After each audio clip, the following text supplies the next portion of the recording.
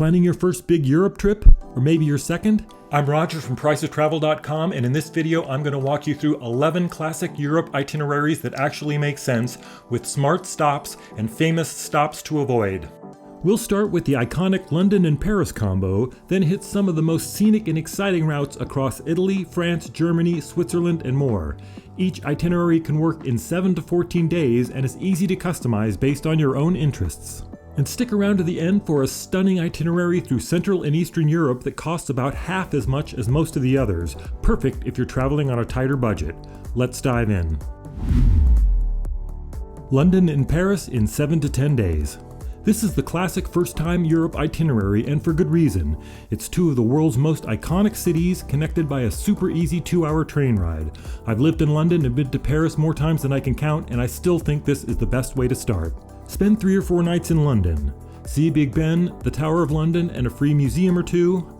Stroll through Hyde Park, ride a red double-decker bus, and catch a West End show if you can. Then take the Eurostar train to Paris. If you book a month or two out, fares can be under $75 one way. In Paris, you've got the Eiffel Tower, the Louvre, Montmartre, and the stunning Seine River cruise at sunset. The food, somehow even a cheap lunch at a corner cafe, seems like a spiritual experience. You won't see everything, but this one's nearly foolproof. It's fast-paced, but not exhausting, loaded with unforgettable sights, and easy to pull off even if you've never left North America. And if you want more details, I've got a whole video breaking this one down day by day. There's a link in the description. Paris and Italy in 9 to 12 days. This combo gives you the best of 2 iconic countries, starting with the elegance of Paris and ending with the passion of Italy. It's perfect if you want to hit a few of Europe's most famous highlights in one smooth trip. Start with 3 or 4 nights in Paris. Walk along the Seine, explore the Louvre and the Eiffel Tower, and eat your way in croissants. You'll want a full 2 days for the major sites and 1 for optional things like a day trip to Versailles or just relaxing in a cafe-lined square. Then fly or take a high-speed train to Italy. If you're flying, Rome is the easiest starting point. From there, spend about 3 nights exploring the ancient ruins and piazzas. Then head north to Florence for art, architecture, and Tuscany day trips. And finally end in Venice for a couple of dreamy crowd-dodging days. You'll probably fly home from Venice or Milan, depending on flights. The whole route is very efficient, and with Italy's great train system, it's easy to get around without stress. This is a great choice for a first Europe trip if you want culture, scenery, and pizza all in one vacation. Italy highlights in 8 to 12 days. Italy is one of those countries where you could spend a month and barely make a dent, but this north to south route hits the greatest hits and still feels relaxed. Start with 2 nights in Venice, where getting lost in the alleys is half the fun. It's unique, atmospheric, and a place every traveler should see once, even if the prices are a little inflated. Then head to Florence for 3 nights. It's packed with Renaissance art, incredible food, and easy access to the Tuscan countryside. One of my top day trip picks from here is Cinque Terre, 5 colorful villages perched on cliffs above the sea. It's crowded, yes, but ridiculously photogenic and worth the trip in good weather. Just skip it in winter when half the town's shut down. Next up, Rome for at least 3 nights. You'll want 2 full days to explore the Colosseum, the Forum, Vatican City, and whatever neighborhood trattoria calls to you. If you've got extra time, consider ending on the Amalfi Coast or in Naples for a seaside finish, and the best pizza on earth. If you end in Naples, Pompeii is an easy and fascinating half-day trip, one of the world's best preserved ancient cities, frozen in time by the eruption of Mount Vesuvius. Trains are fast, views are amazing, and the food is almost always better than it needs to be. Switzerland, mountains, waterfalls, and fairy tale views. Switzerland looks small on the map, but it's one of Europe's most breathtaking and, let's be honest, most expensive countries, so efficiency is key. Rather than spending time in Zurich or Geneva, head straight to the Lauterbrunnen Valley near Interlaken. It's often described as the most beautiful spot in Europe, and I honestly agree. Picture green meadows, snowy peaks, and waterfalls cascading down cliffs. You can stay in Lauterbrunnen or nearby Gimmelwald, Mürren, or Wengen for postcard views in every direction.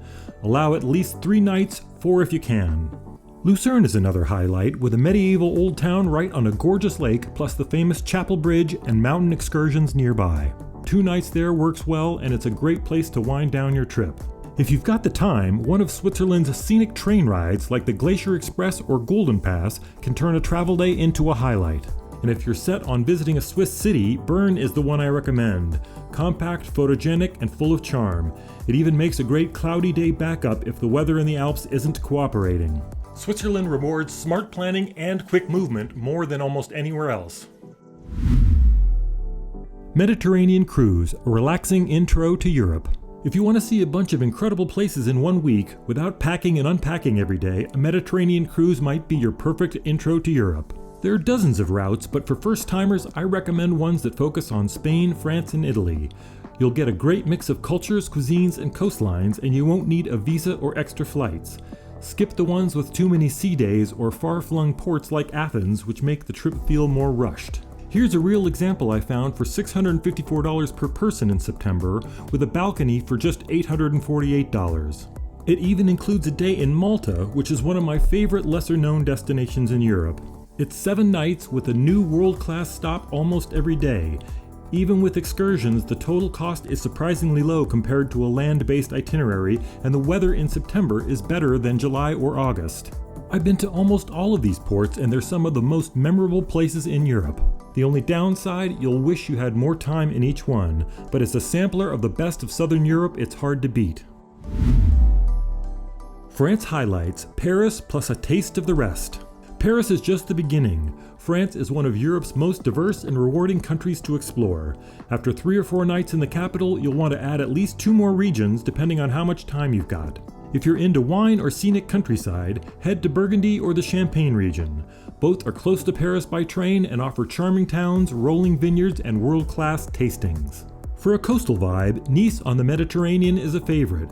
It's historic, beautiful, and ideal for short day trips to Monaco and Cannes, both less than 30 minutes away by train. But heads up, Nice gets crowded and pricey in July and August when much of France goes on vacation. If you're traveling in summer, I actually recommend Deauville in Normandy instead. It has better beaches, fewer crowds, a famous August horse racing meet, and is close to the D-Day landing sites, an emotional and important day trip. Avignon is another excellent option for history and architecture in southern France, and it pairs well with nearby villages and countryside. Skip Lyon or Marseille on your first trip. Save those for round 2. By the way, if you're into this sort of trip planning content, I've been running a website called priceoftravel.com since 2009. There's a full article with more details on all of these itineraries. I'll link it below if you want to check it out later. Germany highlights, from Berlin to Bavaria and a castle or two. Germany offers one of Europe's best combos of history, culture, and efficiency, and it's generally cheaper than nearby France or Switzerland. Start with 3 nights in Berlin, one of Europe's most fascinating and fast-changing cities. The Cold War history is everywhere, but so are edgy galleries, creative restaurants, and a laid-back, unpretentious vibe. It's cool, weird, and endlessly interesting. From there, head to Munich for at least 2 nights. It's cleaner, calmer, and full of Bavarian charm with a beautifully restored old town, beer halls, and the famous Oktoberfest grounds right in the city. The BMW Museum is a must for car lovers. For other quick options, Germany excels. Visit Cologne to see the country's most visited attraction, the towering Cologne Cathedral right next to the train station. Or head to Neuschwanstein Castle near Füssen, the real-life inspiration for Disney's castle. It's a stunning fairy tale experience that fits into a single day. Rotenburg ob der Tauber is another favorite, an impossibly photogenic walled town that feels like you've stepped back 500 years. Germany's rail system makes it easy to link all of these stops, but be warned, it's not quite as punctual as it once was, so give yourself some wiggle room. Amsterdam, Belgium, and Paris. Canals, chocolates, and culture. This one starts strong, ends stronger, and has great beer in the middle. Begin with 3 nights in Amsterdam, one of Europe's most unique and unforgettable cities. The entire central canal district is basically car-free, and locals glide around on bikes or in trams while you wander the cobblestone streets and historic bridges. It's compact, charming, and full of iconic sites like the Anne Frank House, the Van Gogh Museum, and the interactive Heineken Brewery Tour. Crowds are real and prices are high, but it's still 100% worth it. From there, head south into Belgium. You can stop for a few hours in Brussels to see the famous Grand Place and grab some chocolate, waffles, or fries, then keep moving. Brussels is fine, but Bruges is better. Spend 2 nights in Bruges, which feels like a mini Amsterdam with fewer crowds, amazing beer, and storybook streets that you'll want to photograph from every angle. Finally, take the train to Paris for 3 or 4 nights. That section's already covered in detail earlier, but this route gives you the perfect mix of chill, charm, and capital city splendor. This one's a winner if you want 3 countries in one trip without spending all of your time in transit. Spain highlights: Mediterranean vibes, Moorish history, and big city energy. If you've got about 10 days, Spain is an excellent option, and with smart planning, it's surprisingly affordable too. Start in Barcelona with 2 or 3 nights to take in Gaudi's unforgettable architecture like the Sagrada Familia and Park Way. The whole city pulses with energy from the beachy boardwalk to the Gothic Quarter's narrow lanes. Just avoid July and August if you can, summer crowds here are intense. Next, take a high-speed train to Madrid, Spain's vibrant capital. It's home to the Royal Palace, the elegant Plaza Mayor, and the Prado, one of the world's great art museums. But the real magic here is in its plazas, tapas bars, and that late-night energy that somehow never feels unsafe. Then head south to Andalusia. Seville and Granada are both top picks. The Alhambra in Granada is jaw-dropping, and Seville's Old Town, with its flamenco fair and cathedral views, feels like a movie set. If you're craving beach time, finish in Malaga. It's much more authentic and underrated than the Costa del Sol resorts, with great food, solid museums, and a beach right in town. England and Scotland, castles, cathedrals, and classic countryside. Start with 3 or 4 nights in London, where you'll knock out many of Europe's most famous sites in one go. From the British Museum to Big Ben to that perfect first pint in a cozy pub, it's a whirlwind, but a magical one. From there, take a short train ride west to Bath, easily one of England's prettiest cities. It's famous for Roman ruins, Georgian architecture, and Jane Austen connections. Combine it with a half-day stop at Stonehenge for a well-rounded slice of history. If you've got more time, consider heading farther west to Cornwall, known for its stunning coastline, charming fishing towns, and mild weather. Just don't bother with the overpriced Land's End attraction. Next, head north and stop in York for a night or 2. It's a beautifully preserved medieval city with Roman roots, surrounded by ancient walls and anchored by the incredible York Minster Cathedral. Then take the train up to Edinburgh in Scotland for 2 or 3 nights. The Royal Mile, Edinburgh Castle, and dramatic views make this city unforgettable. If you've got more time, base yourself in Inverness for a couple days to explore the Scottish Highlands, and skip the Loch Ness tour. The Isle of Skye is a far more scenic reward. Eastern Europe on a budget: Prague, Budapest, and Krakow. If you're after maximum charm on a minimum budget, this is the itinerary for you.